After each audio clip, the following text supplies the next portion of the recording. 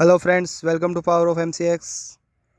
तो आज हम एक एनालिसिस करते हैं और उससे पहले मैं आपसे एक क्वेश्चन पूछना चाहूँगा कि यदि आप कोई भी स्ट्रेटजी फॉलो करते हो तो उसमें आपने एनजी और क्रूड के अंदर क्या डिफरेंस पाया है, या इस महीने आप जो स्ट्रेटजी फॉलो की, यदि आप ट्रेंड लाइन के ऊपर काम करते हो, सपोर्ट रेजिस्टेंस पे काम करते हो, कैंडलस्टिक पैटर्न पे काम करते हो, फिबोनाची पे काम करते हो, या कोई इंडिकेटर लगाते हो, ठीक है, तो आपका एज क्या हो सकता है। यदि वो स्ट्रेटजी आप एनजी और क्रूड में अप्लाई करते हो तो क्या डिफरेंस रहेगा और आपका एज क्या हो सकता है। यानी एनजी में आपका एज क्या रहेगा और वही स्ट्रेटजी आप क्रूड में अप्लाई करोगे तो आपका एज क्या होगा, और या दोनों में आप एक ही टाइप से काम करोगे। तो आप एक बार वीडियो पॉज करके सोचें और इसका मुझे आंसर देवें। तो यदि आपका आंसर सही होता है तो आप एक अच्छे ट्रेडर हो, और अदरवाइज़ अभी आपको ट्रेडर बनने में आपने 50% भी क्रॉस नहीं किया है, 50% जो जर्नी है वो भी कवर नहीं कर पाए हो। तो इसका आंसर ही बता सकता है। बताइए, ज़रा सोच के बताइए, ठीक है। तो मैं इसका आंसर मैं बताता हूँ आपको, जस्ट मिनट।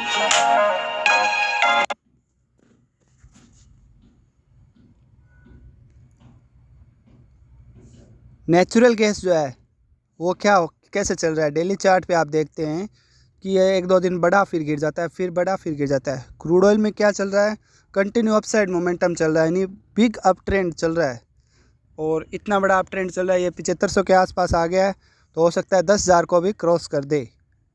तो इसके अंदर बहुत बड़ी रैली अपसाइड चल रही है। तो क्रूड ऑयल में पिछले एक दो महीनों में आपने क्या नोटिस किया, खाली आप ट्रेड करते हो, लॉस हो जाता है, प्रॉफिट हो जाता है, उसको भूल जाते हो, या एक डिफरेंस को आपने महसूस किया। यदि आप उस डिफरेंस को महसूस कर लेते हो कि इस तरह से चल रहा है चार्ट,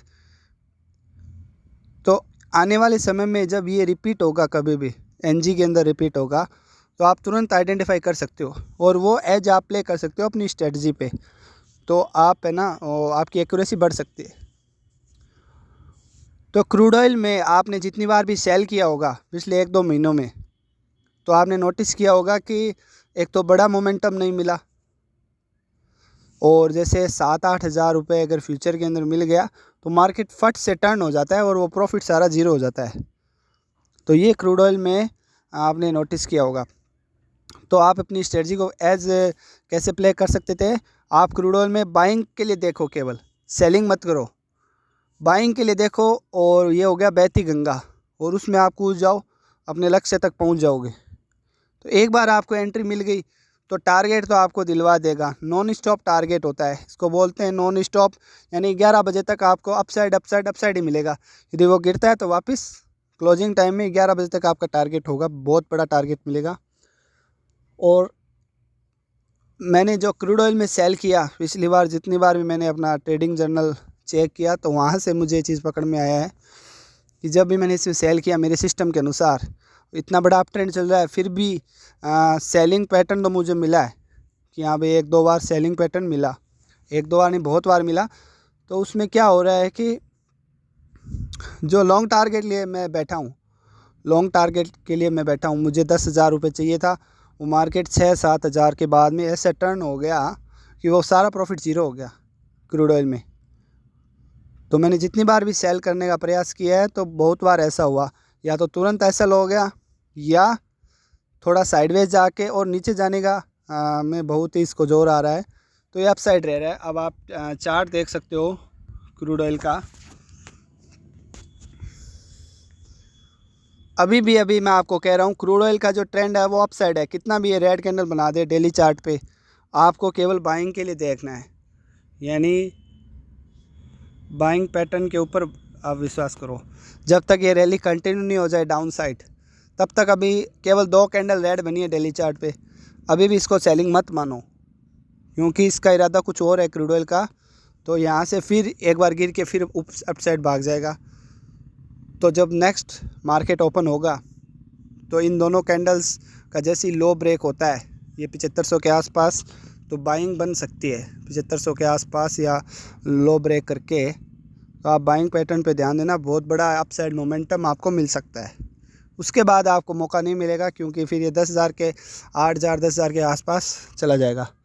दूसरा हो सकता है ये सेलिंग कंटिन्यू रहता है, भले ही ये सेलिंग कंटिन्यू रहे, लेकिन विश्वास नहीं करना है कि सेलिंग कंटिन्यू रहेगा, आपको केवल बाइंग साइड के लिए विचार करना है। तो आप देख रहे हो क्रूड ऑयल में किस तरह से upside upside upside green green बनता जा रहा है, और जो भी सेलिंग कैंडल बनी है डेली, उसमें सब में रिजेक्शन मिलेगा आपको, पिन रिजेक्शन, और ग्रीन में अच्छा क्लोजिंग मिलेगा। और रेड का क्लोजिंग देखो डेली चार्ट पे, रेड का क्लोजिंग अच्छा नहीं है। तो ये एज प्ले कर सकते थे। और नेचुरल गैस में क्या हो रहा है, नेचुरल गैस का जो ट्रेंड है वो डाउन साइड चल रहा है। ठीक है, एक ट्रेंड का पता कैसे चल रहा है, मुझे कोई साल भर 6 महीने का डेली चार्ट या कंटिन्यू चार्ट का डेटा नहीं देख रहा हूँ, पिछले 2-3 महीने से देख रहे हैं कि बस वहाँ से कंटिन्यू है जो डाउन साइड चल रहा है। और आप इसके अंदर क्या पा रहे हो कि रेड कैंडल्स और ग्रीन कैंडल्स में ज़्यादा क्या पा रहे हो। जैसे ही ग्रीन कैंडल बनता है 1-2 दिन, उसके बाद इसमें सेलिंग आ जाता है। जैसे 1-2 दिन ग्रीन कैंडल बना, वो वापस इसके अंदर सेलिंग आ रहा है। अब देखो ऊपर साइड में रिजेक्शन मिल रहा है। तो नेचुरल गैस में केवल सेलिंग के लिए देखना है। अब हम क्रूड ऑयल का चार्ट रिवाइज करते हैं 15 मिनट में, और इसको मैं कर देता हूँ 1 सितंबर। 1 सितंबर से हम रिवाइज़ कर लेते हैं किस तरह हम अपने चार्ट्स को रिवाइज़ करना चाहिए 1 मंथ पे, 1 महीने के आधार पे। 1 सितंबर को क्रूड ऑयल है वो कंटिन्यू अपसाइड चला गया, और 4 सितंबर को भी वो अपसाइड गया।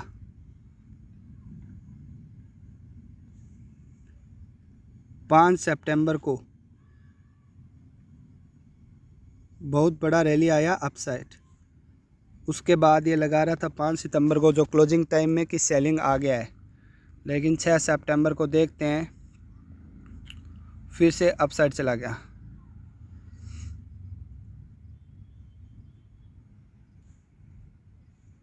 सात सितंबर, अब देखो 7 सितंबर को मार्केट ने क्या किया, फॉल आया क्लोजिंग के टाइम वापस अपसाइड जाने का कोशिश किया इसने, यानी नीचे से रुक नहीं रहा, क्लोजिंग टाइम में वापस भागने की कोशिश कर रहा है।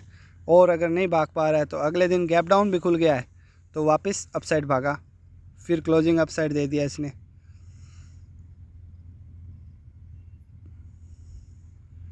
और सेलिंग है वो हल्का फुल्का ही दिखा रहा है, तो हम इसमें ये स्ट्रेटजी फॉलो कर सकते हैं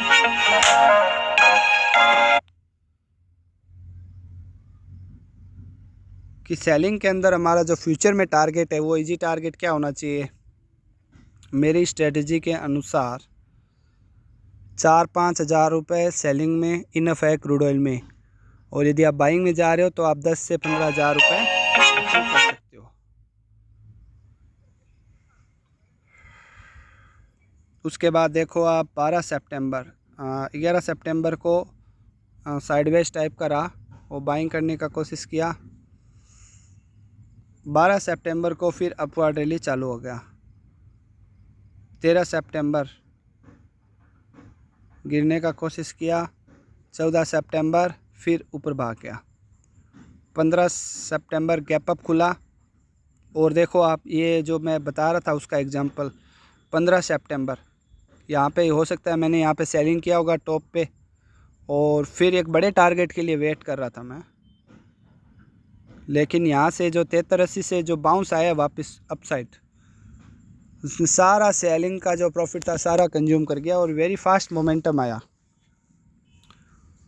कई बार क्या होता है, जैसे ट्रेड लेने के बाद टारगेट को ओपन छोड़ दिया जाता है, और ओपन टारगेट में मार्केट को बार बार नहीं देखा जाता।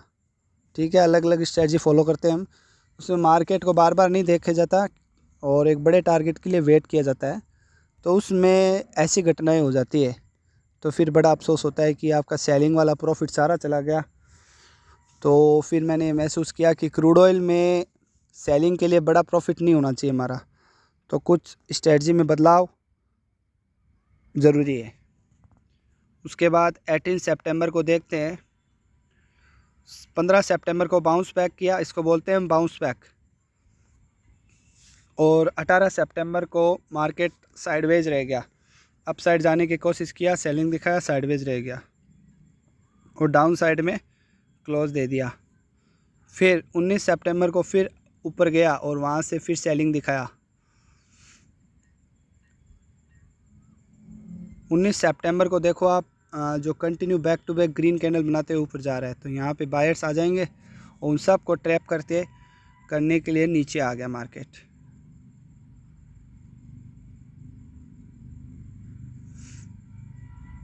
और ज़्यादा कोई सेलिंग में मोमेंटम नहीं दिखा रहा है। और 20 सितंबर को हल्का सा गैप डाउन खुल के नीचे साइडवेज हो गया। अब 21 सितंबर को क्या किया बताओ, मार्केट है कंटिन्यू अपसाइड चला गया। उसको 150 पॉइंट का मोमेंटम दिया है अपसाइड। यदि आप 7400 पे एंट्री करो तो 75, 50, 150 पॉइंट का मोमेंटम आया है। 22 सितंबर को मार्केट खुला और अपने हाई तक जाके फिर फॉल कर दिया और नीचे क्लोज कर दिया। तो तुरंत जैसे जैसे फॉल आ रहा है आप बाई कर सकते हो, मतलब by on dips. 25 September normal momentum रहा, अप साइड डाउन साइड। 26 को क्या हुआ, गिरा और गिर के फिर ऐसा बाउंस बैक दिखाया और देखिए किस तरह का मोमेंटम आया है 26 सितंबर को। 27 सितंबर और एक और अपसाइड रैली। अब सोचो बाइंग करते हैं अगर हम, ठीक है, और 26 को अगर बाई करके छोड़ते हैं 73, 75 और ये गया 78 तक। 300, 400 पॉइंट का बाइंग के अंदर मोमेंट क्रूड ऑयल में। 300 से 400 पॉइंट का मोमेंटम फ्यूचर में, वो केवल बाइंग साइड में, सेलिंग में नहीं मिलेगा। फिर अप साइड गया और वहाँ से कंटिन्यू जो है प्रॉफिट बुकिंग और सेलिंग आ गई। लेकिन अब इसको देखते हुए ऐसा लग रहा है कि अब क्रूड ऑयल गिरेगा ही गिरेगा, लेकिन अप साइड अगले दिन फिर देखो क्या होता है। 29 तारीख को साइडवेज रह के और फिर वापस अप साइड भाग जाएगा, थोड़ा बहुत ऐसे फॉलिंग दिखा के और फिर अप साइड भाग जाएगा। अभी मेरे हिसाब से जो आज है 29 तारीख, इसने नीचे डाउन क्लोज किया ना, अब कल नेक्स्ट सेशन जो होगा वो हो सकता है हल्का फुल्का गैप अप ओपन होके और फिर अप साइड रैली दिखा दे कंटिन्यूस, या एक दिन साइडवेज रह के और फिर नीचे ब्रेक करके फिर अप साइड भाग जाएगा। तो ये इसका प्राइस का नेचर है, इसको पहचानो क्रूड ऑयल को। तो ये डिफरेंस रहेगा, इसमें आपका एज प्ले करेगा। यदि आप क्रूड ऑयल में केवल बाइंग ही बाइंग करते तो सोचो 10 में से 3-4 बार मार्केट अगर बड़ा ट्रेंड दे रहा है और आपकी एंट्री हो गई तो आपको एक बड़ा प्ले मिल जाएगा, अच्छा रिस्क रिवॉर्ड मिल जाएगा। उसमें आपको होल्डिंग पावर होना चाहिए बस। तो इस तरह के मार्केट को पहचानना ज़रूरी है। ओके फ्रेंड्स, ये वीडियो कैसा लगा आपको और कमेंट करके ज़रूर बताएं। ऐसा निफ्टी और बैंक निफ्टी में भी हो सकता है, अगर एक अप ट्रेंड चल रहा होता है शार्प, तो उसके अंदर जितनी बार सेल करोगे बड़ा टारगेट नहीं मिलेगा, लेकिन गिर के शार्प रैली आ जाता है वापस। तो प्राइस का नेचर को पहचानना ज़रूरी है। Okay, thank you so much, bye bye.